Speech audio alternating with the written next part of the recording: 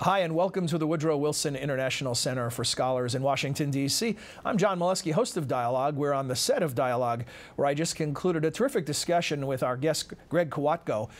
This is his new book, Truth, Errors, and Lies, Politics and Economics in a Volatile World.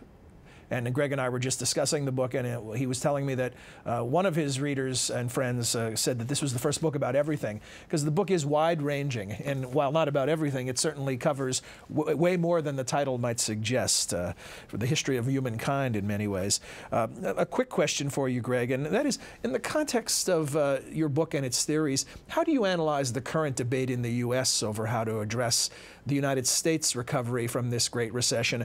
You have two main political camps. One that says it's all about the deficit and cutting spending. The other that says this is a time to spend more to stimulate the economy. How do you analyze the current situation? I don't like this alternative. You know, my approach is complex and dynamics and the long run.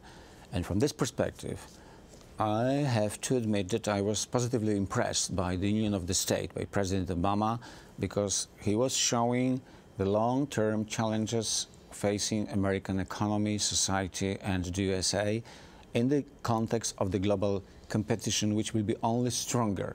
So the biggest challenge for the United States as far as the next generation is concerned is how to contribute to ongoing globalization, because globalization is irreversible. I mean, liberalization and integration of the different markets, including the market for labor, which is a hot political issue also, not only for economic reasons, but for the cultural one as well.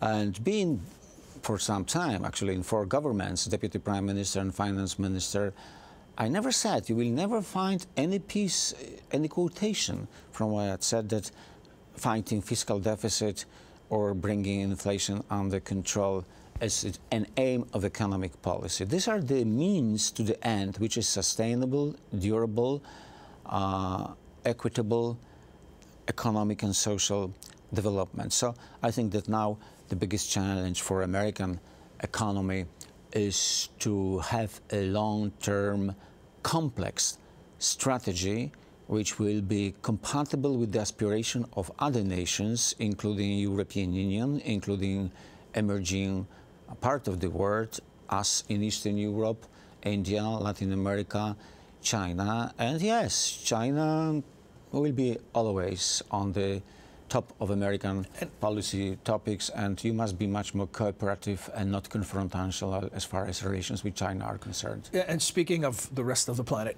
if we define that our goal is more winners than losers economically, globally, how would you rate the health of the global economy at this time? If 1 is unhealthy, 10 is most healthy, on a scale of 1 to 10, where are we right now? You've looked at the broad range of history. To be sure, I don't understand where from is a little bit of this anti-globalist sentiment among American folks, but I know only one country which is gaining more from globalization than the United States. This is China. This is China. But the United States has got a lot because of globalization. That is making the interdependence of the world economy by having the opportunity to export, to invest, to bring the intelligent professionals from all over the world to facilitate your needs as far as high-tech, better management is concerned. But as for the world as such, the biggest challenge is, that is the challenge for the next decades, for the next generation. Says this is the challenge of the 21st century. This is how to govern the interdependent global economy. As a result of globalization, which got momentum of the last generation, we are now facing the global interdependent planetary economy with the links, feedbacks, relations, issues, problems, challenges, and chances, which must be taken to our advantage in a peaceful way. But we don't have a body which is capable to govern, and the naive belief, the myth that the market will do the job is leading us to an even grander crisis. So we have to find the mechanism to govern the global economy, which is the problem which is not to be solved neither by the White House or US or European Union or Chinese or Japanese, only by the coordination.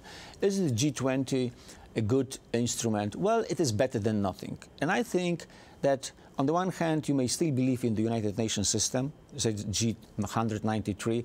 On the other hand, you can give a little bit more of power to the IMF and the World Bank, WTO, that is the World Trade Organization, to coordinate different aspects of development policy, financial issues, capital flow, or foreign economic assistance, or international trade.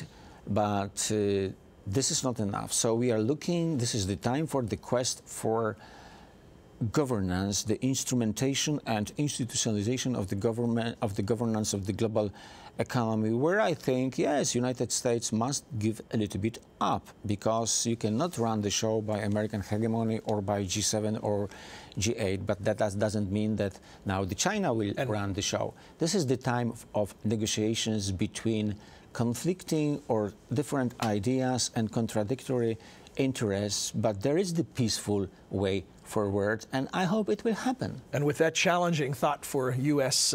Listeners and viewers, we'll end this discussion and tell you this is the book, Truth, Errors, and Lies. And if you'd like to hear a 30-minute interview with Greg, come to our website, www.wilsoncenter.org. Look at the upper right-hand side of the screen. You'll see the word dialogue. Click on that. It will direct you to an entire interview. Thanks.